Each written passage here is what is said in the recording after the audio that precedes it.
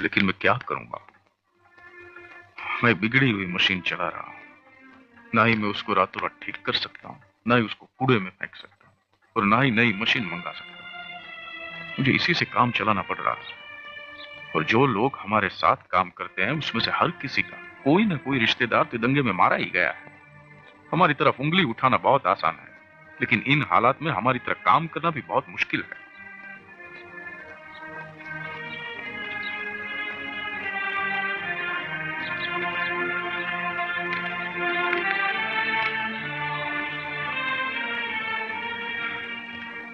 पाकिस्तान को जब 55 करोड़ रुपया देने का वायदा किया था, तब कश्मीर के अंदर लड़ाई नहीं चल रही थी। ये पैसा हमारे खिलाफ कश्मीर के अंदर इस्तेमाल किया जाएगा। मेरा कहने का मतलब यह है कि हम पैसा देने के लिए तैयार हैं, लेकिन ये कश्मीर का जो मसला है वो सुलझ जाए बाद में। नैतिक नैतिक ईमान नैतिक ईमानदारी किन लोगों से? जिन्होंने हमारे पर हमला किया और उसको मानने के लिए भी तैयार नहीं है, उनसे।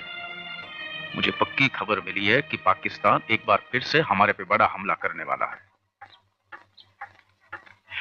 मेरे कारण देश का नुकसान हो, ये मैं नहीं सहन कर सकता। आप महात्मा हैं, मैं एक मामूली इंसान हूं। इस मोड़ पर पाकिस्तान को 55 करोड़ रुपया देने का सुझाव मैं नहीं मानूंगा।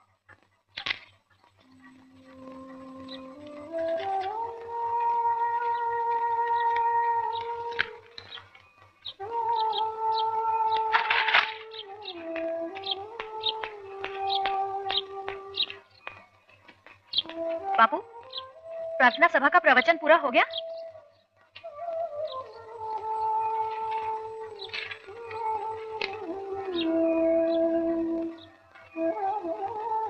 ये क्या बापू,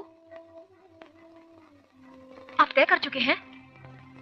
लेकिन भैया, भैया, भैया, बापू आमरण उपवास से जा रहे हैं।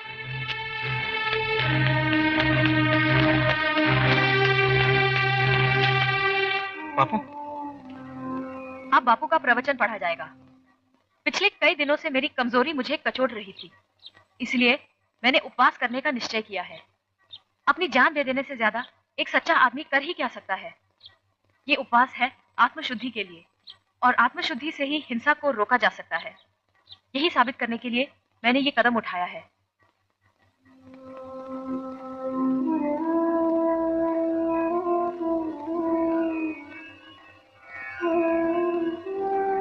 बापू, हम अपना फैसला बदल देंगे।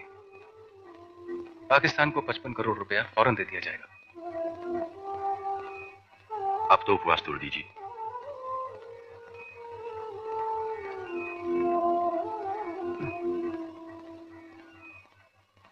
हिंसा अभी रुकी कहां है? मैं उपवास कैसे तोड़ सकता हूं? मैं बहुत बूढ़ा हो गया हूं बापू। काम का बोझ अब मुझसे नहीं संभल पा रहा। जवाहर ने तो बताया ही होगा कि अब मैं उनके किसी काम का नहीं रहा। मेरे कारण उनके काम में अड़चनें ज्यादा आ रही। मैं तो इस योग्य भी नहीं हूं कि आपको उपवास तोड़ने पर जोर दे सकूं। बस विनती कर सकता हूं कि आप अपना उपवास तोड़ दें। कल सुबह मैं काठियावाड़ जा रहा हूं। भारत को सौराष्ट्र का उपहार देने के बाद मैं त्याग पत्र दे दूंगा। कई मुसलमान दोस्तों ने शिकायत की कि सरदार का रुख मुसलमानों के खिलाफ है। मैंने कुछ दुख से उनकी बात सुनी, मगर कोई सफाई पेश नहीं की। सरदार के बात करने के ढंग में एक तरह का अखड़पन है, जिससे कभी कभी किसी का दिल दुख जाता है। मगर सरदार का इरादा किसी को दुख पहुंचाने का नहीं होता। उनका दिल बहुत बड़ा है, उसमें सबके लिए जगह है।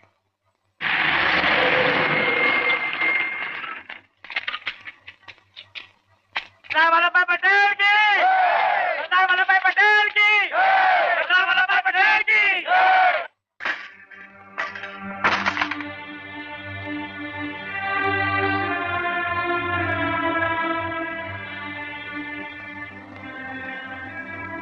बापू, हिंसा रुक गई है। सभी नेताओं ने यकीन दिलाया बापू कि अब कौमी दंगे नहीं होंगे। बापू, सबने सच्चे मन से शपथ ली है। सच अब तो उपवास तोड़ दीजिए। नहीं, जब तक मन का मेल नहीं होता नहीं। अब अगर आप उपवास नहीं तोड़ेंगे तो हम भी उपवास करेंगे। ये तो जबरदस्ती है।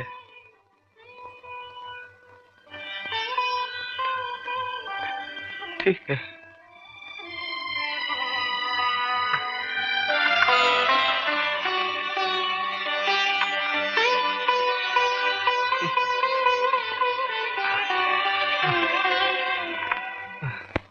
सरदार साहब नमस्ते। ओह, केम छो त्रिभुवन भाई? बढ़िया सरदार साहब।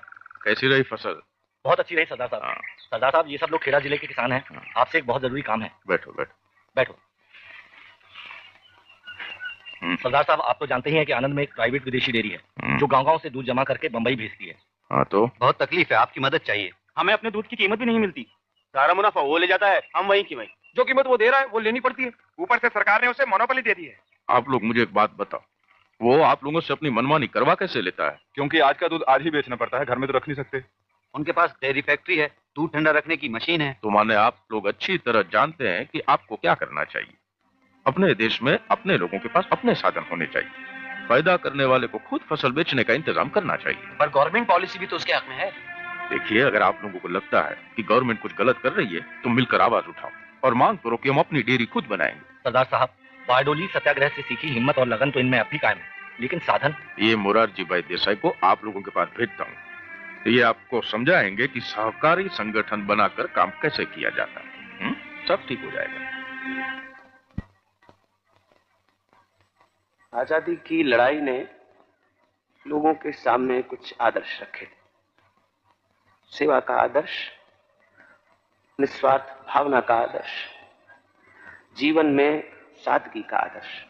जिन कांग्रेसियों ने आजादी की लड़ाई में अपना घर बार छोड़ दिया, अपना खून पसीना एक कर दिया, आज वो ही सत्ता के पीछे पीछे भाग रहे, अपना अपना स्वार्थ सिद्ध करने में लगे, पैसे के पीछे दौड़ रहे। ये सब हमें कहां तक ले जाएगा और कब तक चलेगा ये सब? सुनो, बैठ जाओ, कुछ नहीं हुआ है, बैठ जाओ, शांति से बैठ जाओ सब लोग, बैठ जाओ। हाँ, बैठ जाओ। ये धमाका और कुछ नहीं, किसी कायर का कारनामा है। वो हमें डराना चाहता है, लेकिन जो खुद डरता है वो किसी और को कैसे डरा सकता है? हाँ, चलो। रघुपति राघव राजा राम, पतित पावन सीताराम। रघुपति राघव राजा राम, पतित पावन सीताराम। ऐसे ही वीडियो देखने के लिए हमारी चैनल को लाइक करें, सब्सक्राइब करें